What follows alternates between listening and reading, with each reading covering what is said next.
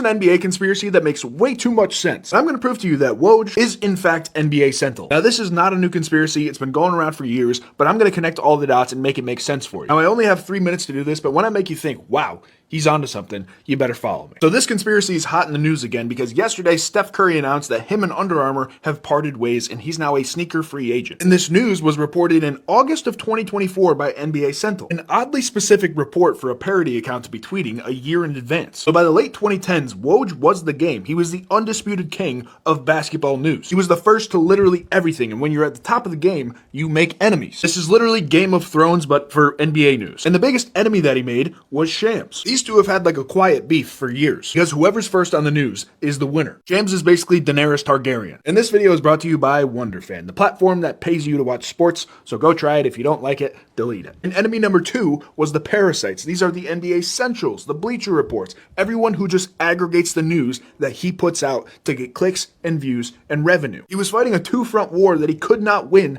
as Woj. His brand was built on 100% certified gold. So he did what the CIA does. He built a ghost, a deniable asset, someone who can do the dirty work for you without your name attached to it. So Woj drops NBACentel, a parody news account where he has no pressure to be 100% correct. If he hears a rumor, tweets it, and he's wrong, no harm done, but if he's right, he's a prophet. Second of all, he's just playing psychological warfare with Shams. Woj as Centel drops these unhinged but oddly specific reports that Shams has to look into it, basically making him waste his time while Woj and NBACentel get the real story and they can break it sooner. And third, to get rid of all of these aggregators on the internet. How do you get rid of an NBA account with 2.1 million followers? You can't. But you can make a parody. He has conditioned all of us to see the name NBA Central and think Centel and think fake news. He poisoned the well for people stealing his work. I know what you're thinking. Well, Centel makes fun of Woj all the time.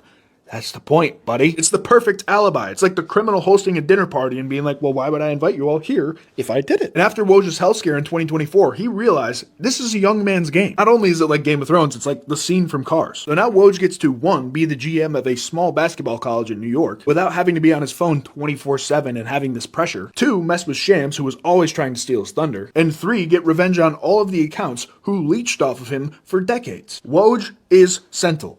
Even though I don't really believe it, and I made this up in like 15 minutes, but it does make sense, right?